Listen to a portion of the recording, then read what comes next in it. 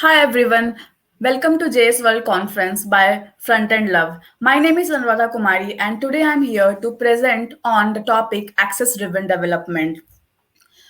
A little bit of introduction about myself before we start. I'm working as a development specialist at MediaOcean.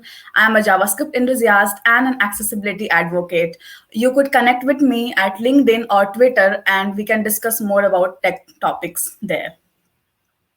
The topics which we are going to cover today are introduction to accessibility and its importance, how can we use JavaScript to enhance accessibility, and some tools and testing tips testing the web accessibility. So let's start. So the first question which comes is what exactly is accessibility? Accessibility, which is also neuronymed as A11Y, where the number 11 refers to the number of letters between A and Y. It means making the resources and services usable by everyone, regardless of their ability, disability, or any challenges that they might be facing. Why should we care about accessibility? Because whatever we build it for our users. But we might not know what our users are going through. Whenever we build something and we test for it, we normally test the normal flow. I build something, I have some buttons and links there. I go ahead, test it with mouse and see if it's working fine. And that's basically what we do. But users could be using our websites and applications via different technologies. There are different assistive technologies like keyboard, screen readers, voiceover, braille displays, and so on. And do not test because using these technologies, and that's why we might be missing on some features which will block the users from using our websites and applications. And that's why just by unknowingly or because we don't have much awareness, we could be making the web inaccessible. As per World Health Organization or WHO, 15% of the world's population lives with some form of disability, and it turns to almost 1 billion people around the world. That's a huge number, and we must be caring for all the people. There are certain types of disabilities widely categorized as visual, auditory, motor, cognitive, and so on.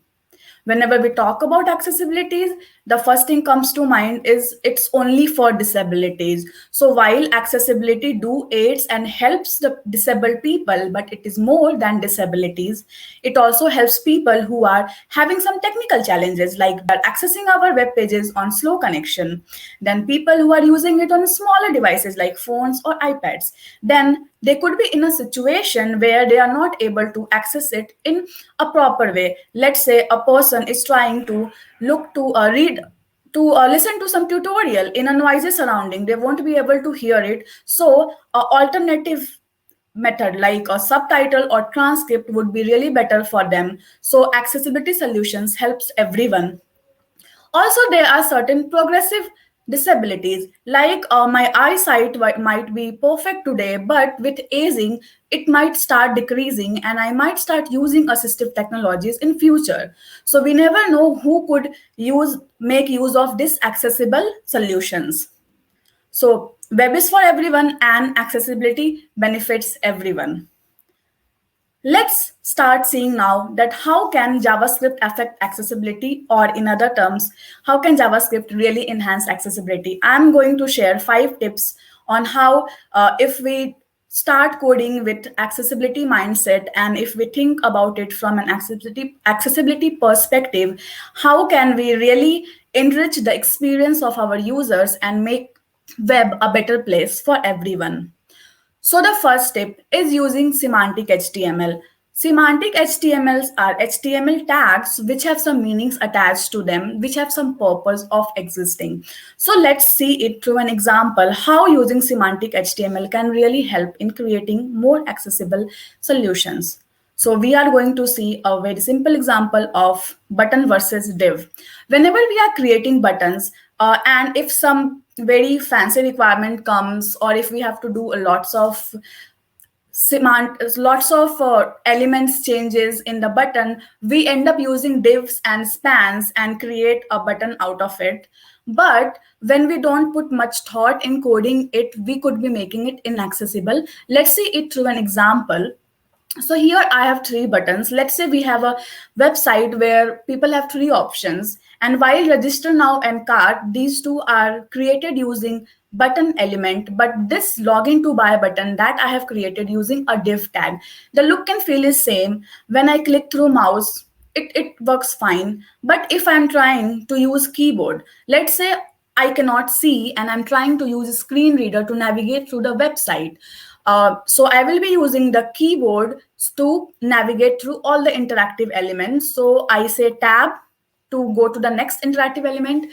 Register now is accessible. I tab again and it went directly to the cart. So it didn't let me reach the login to buy button. So this button is totally accessible to me now. I cannot log into the application and hence I cannot proceed. So I will not be using this website anymore, right? Because I cannot log in, I cannot do anything here. Now, there are multiple ways of fixing it. So the first way is, of course, using a button tag. If we use button, it brings all the accessibility, keyboard accessibility features out of the box, and we do not need to do any extra code. But in case we already have used non-semantic HTML and we want to add accessibility to it, we could use it using, the first thing is that it should be tabbable. That we can achieve using tab index. So if we say tab index 0 on this element, now it's tabbable. But just going to the button is not enough. The user should be able to trigger the action by either pressing space or enter key, which is for the keyboard users. So since we have a click handler attached to all the buttons, so click handlers will not be triggered when we are pressing enter or space key bar when the element is non-semantic, like for this div. For that, we will have to add extra key down event handler. So let's see that what we have to do to make a div accessible and work as button. So add tab index so that it comes into the tab flow, and then apart from the click handler, we also need to add a key down handler. And since it will fire for all the key presses, we will have to check for it. We will have to check if the space bar or the enter key was pressed, then only we want to do what should happen when the button is pressed by the user. So by adding this extra piece of code, we have now made this button also fully accessible for different kinds of users. Now, this is a very simple example. There could be different scenarios for a button. So most of the times we also create some buttons which are icon only buttons, like close icons and so on. One of the example is using a dark or light mode enabler button.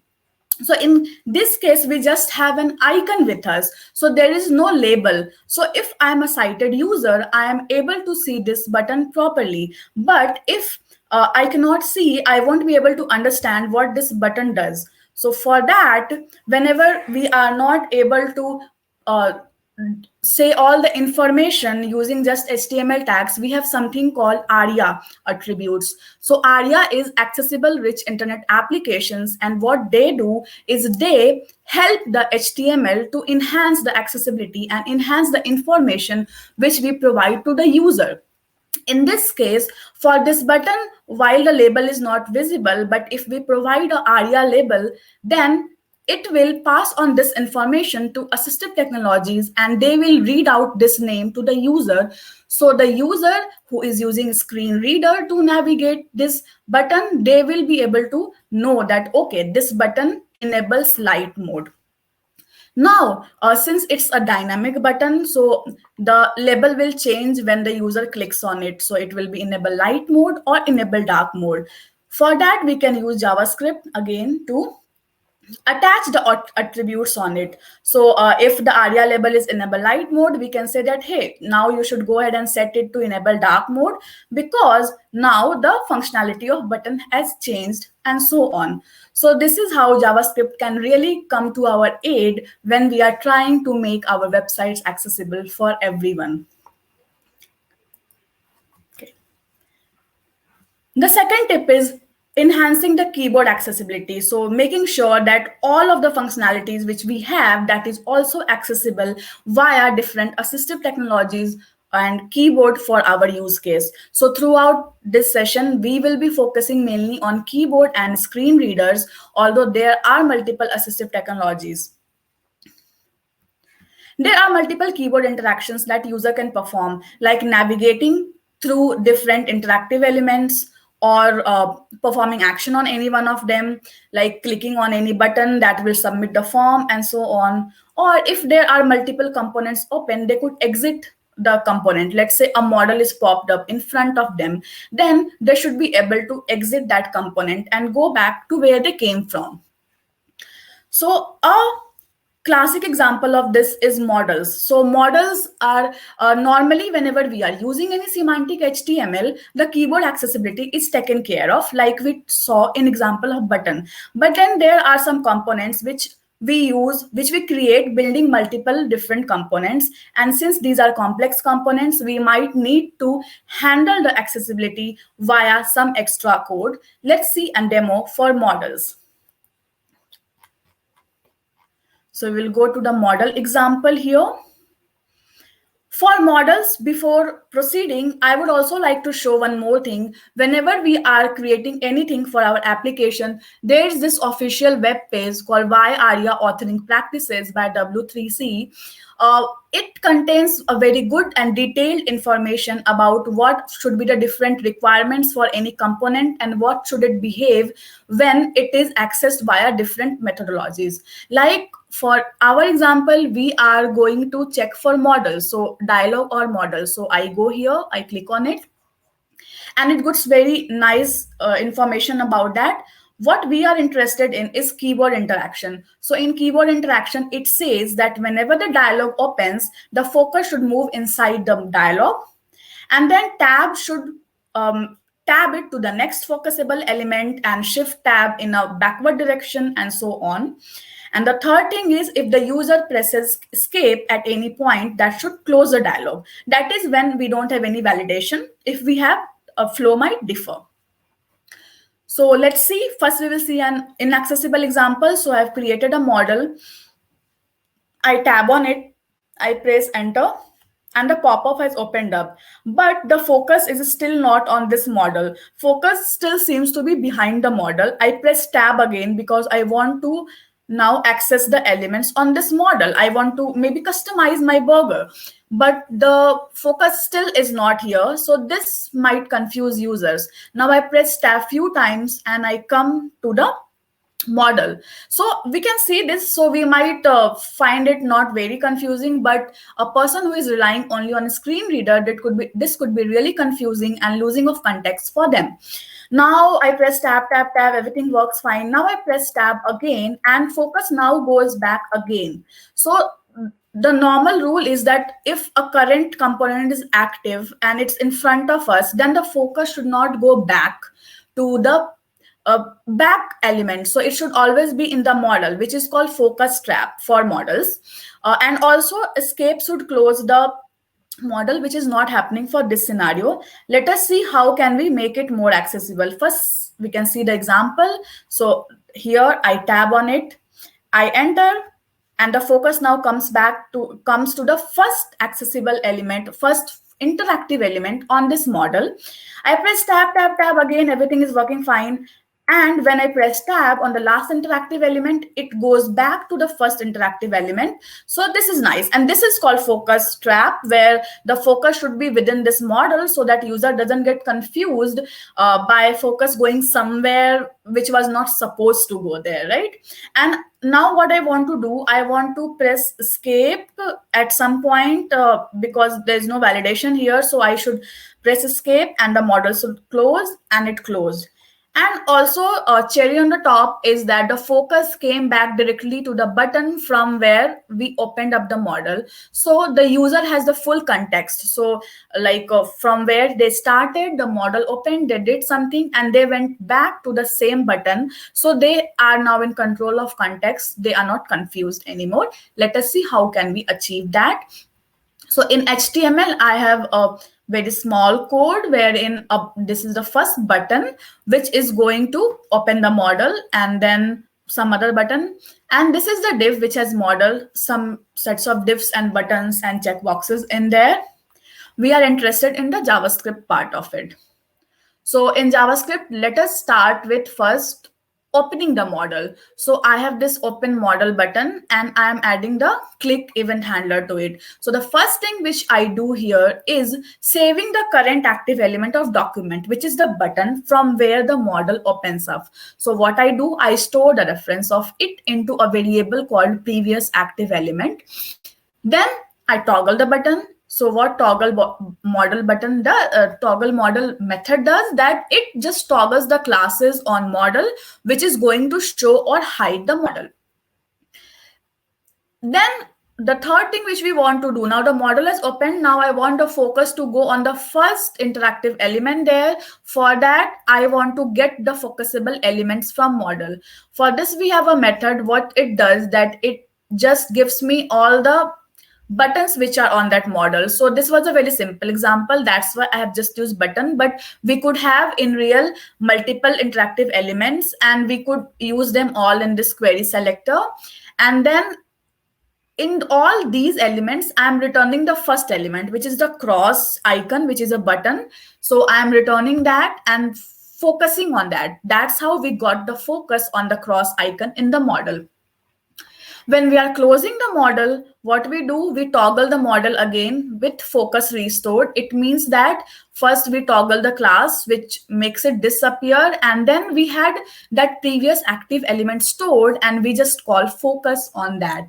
And it stores the focus on the previous active element, which was the button from where we opened the model. Now, the main thing is, so we attach a key down event handler on the whole of model. What this key down event handler will achieve. So here we will check for different key presses. The first is if tab key is pressed. So we want to see how the user is navigating within that model. So if they presses tab and then we do some logic, like if it is presses shift tab, then we go one element back in the order of focusable elements, else we go one step forward, that is one element forward in that focusable element list.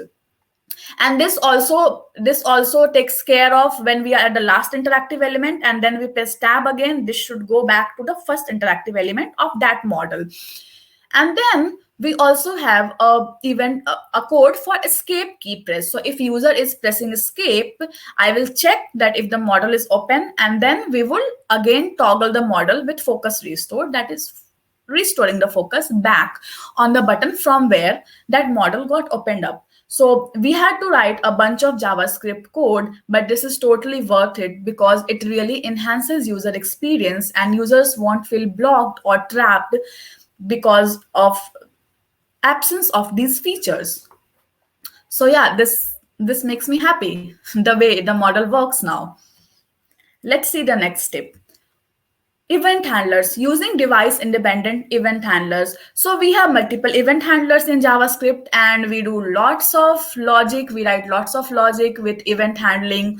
So it's really important to understand that we must be using device independent event handlers so that we do not block some of the users out of the flow.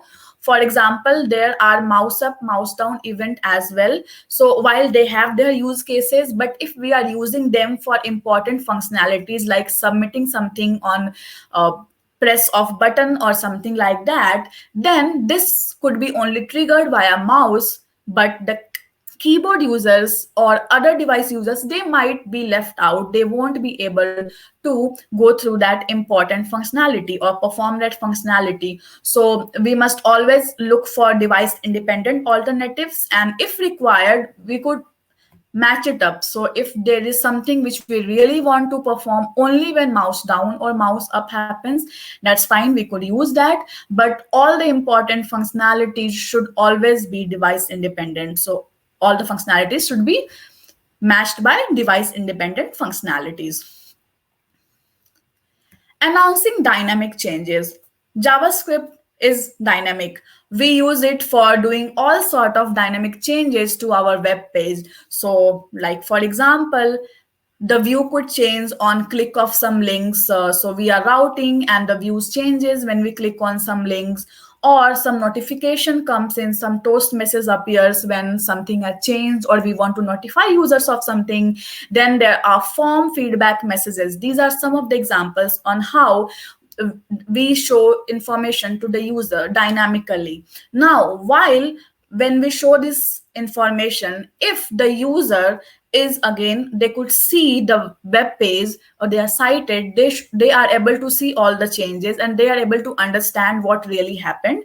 But if the person is relying only on screen readers to understand what is the current status of an action they performed, or for something if it changed on the page, they should be notified for it. For that, we need to notify the user of those important changes, and for that we need to write some code.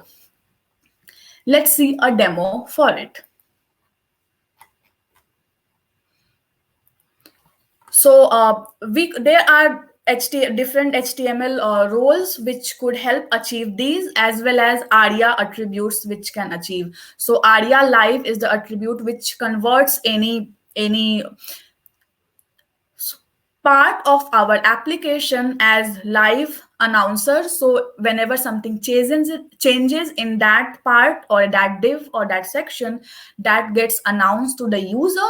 And we could also achieve it using HTML role of, there are different type of roles: status, log, and alert. I will be using status today because status and log, these are kind of polite. If something else is going on, they will wait for those announcements to happen before announcing the status.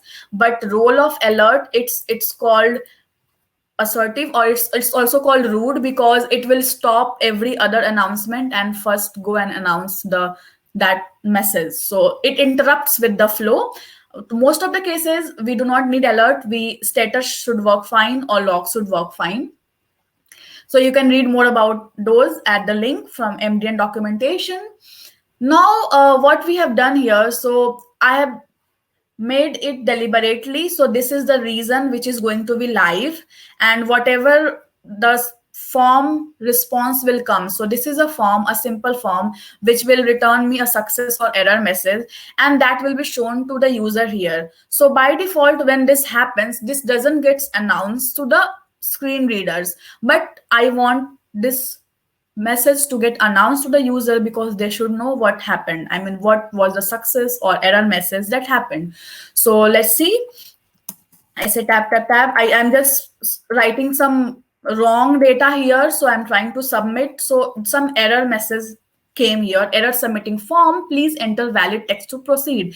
Now this text will get announced by the screen readers, and so they will know that, okay, some error has happened and what has happened. So they get that feedback, and this really helps them to understand more. If they wouldn't know about it, they won't be able to understand what really happened when they submitted the form. So how can we achieve that?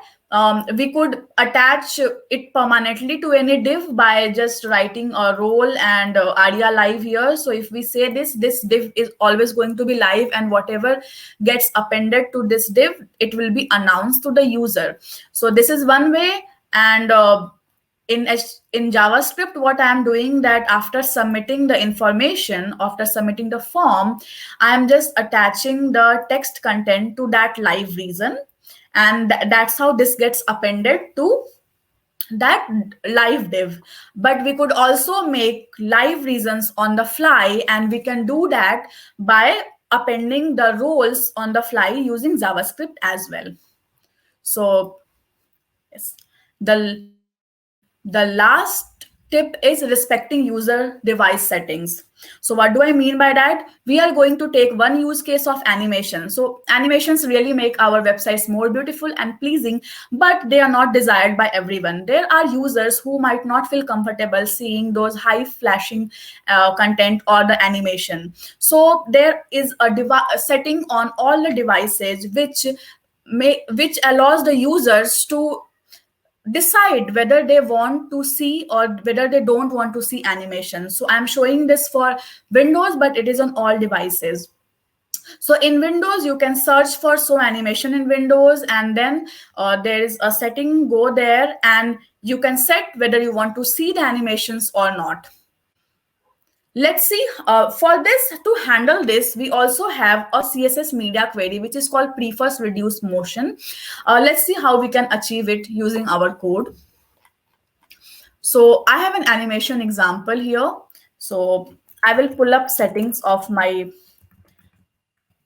system so that we go ahead and see it, how it happens. So currently I have it is switched off. So let me switch it on and then show. So I have switched on the animations in Windows. That means I want to see the animation. Let's see. Yeah. So since I have no such preference, then I want to see animation. So these both are showing animation and all works fine. But let's say I don't want to see animation. I told, hey, I do not want to see animations anymore, right? So I think I need to refresh it again.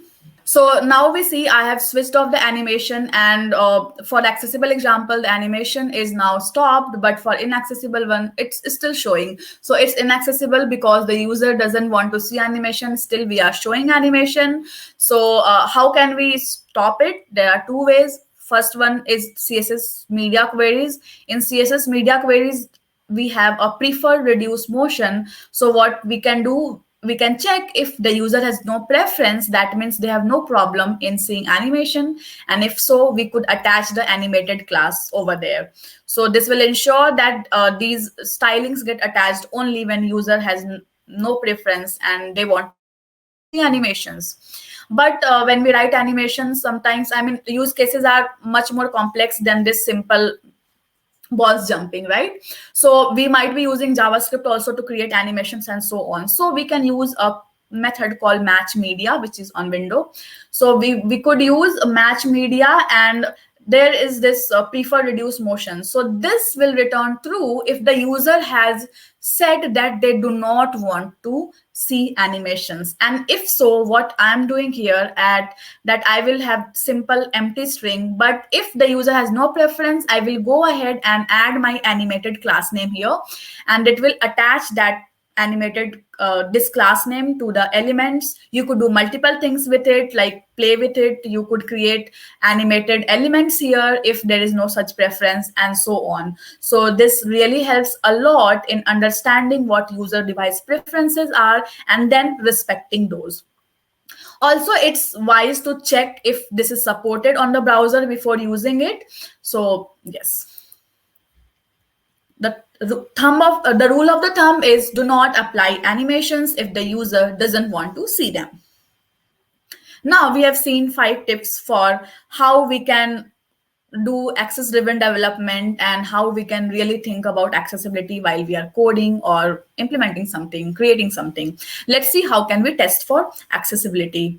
So first thing is unplug your mouse and check if all the functionalities are working fine with keyboard only, and if all the interactive elements are reachable by your keyboard and are they interactable. So this is a very good test. Then we should also be using screen readers to see how different part of our application is getting pronounced to the user, how it is getting announced to the user. So that will really let us know that exactly how user could be hearing about it. So how they could be hearing about it, and how will are they able to understand or not whatever we are trying to say.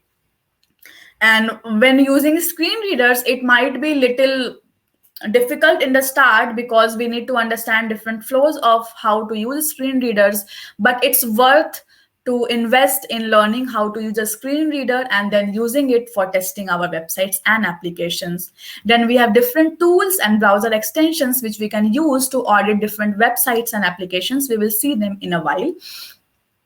And we should always consult real users and take their feedback. That is really important. These are some of the screen readers for different platforms. We can use any one of them depending upon the platform. Then let us see some tools and extensions. We will see a demo. So let's say I go to some page, and there is one thing called Lighthouse in the DevTools. So in DevTools, it comes by default. For that, I right click on it, I inspect, and this DevTool opened up. Let's see. Let's go to the Lighthouse tab. Multiple tabs are converted. Okay, so we could actually open any application and do the testing. So like, let's go to Amazon. And what I'm trying to do, I will just try to audit this website and see. So we go to Lighthouse. In Lighthouse, we could audit it for multiple things. What we are interested in is accessibility. So we check the accessibility checkbox here and generate the report of it. It will reload the website and give a very good report on accessibility. It tells us all the errors and what audits passed, and also it gives us the information on all the manual parts, the things that we need to test manually. So it's a very good report which we should be looking at. And then there are multiple other tools as well, like there is this web extension which also does similar. So yeah, so my Lighthouse report came, and if we see, there is one error, it says, and it also gives that information and the element which is failing. If I click on it, I will go back to the element. So this is a very good tool. Then there is other one which is in Elements pane itself. In Elements pane, if we drag it here, we see an accessibility pane here, and here you get to see the accessibility tree, the tree which gets generated, and this is the tree which is accessed by the assistive technologies. So we get a good information here, like for this anchor tag, it tells that the role is linked and the focusable is true, but it doesn't know what to speak. I mean, because the content doesn't seem to be any text, so it doesn't know what to pronounce to the user. So we should be adding ARIA label or something to it so that the users get to know what exactly this anchor tag would do. So these are some of the tools which we could use to test our applications. These are other ones which I have listed here. Go check it out and test the accessibility of your website or application. So to summarize, whenever we are coding or creating something, always ask two questions. The first thing is, can the users access it? Can the user access what we are creating? And does it have ability to be usable? So if the question to both answer is yes, you have done a great job at achieving accessibility. So good job, keep it up. To summarize, always think from users perspective. Let's use semantic HTML wherever possible, and all the interactions should be device independent. Honor all the user device settings and test at every phase of development, testing, application, everything. Focus on accessibility just as everything else. So at the end, I just have some action items. If you have learned anything today, please pass on the learnings and let's all work together to spread the awareness and bring more inclusion and accessibility to the web world.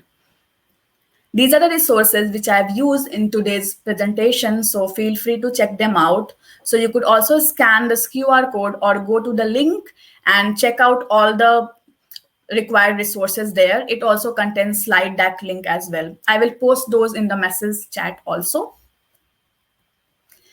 Thanks a lot. It was really nice presenting. Thank you.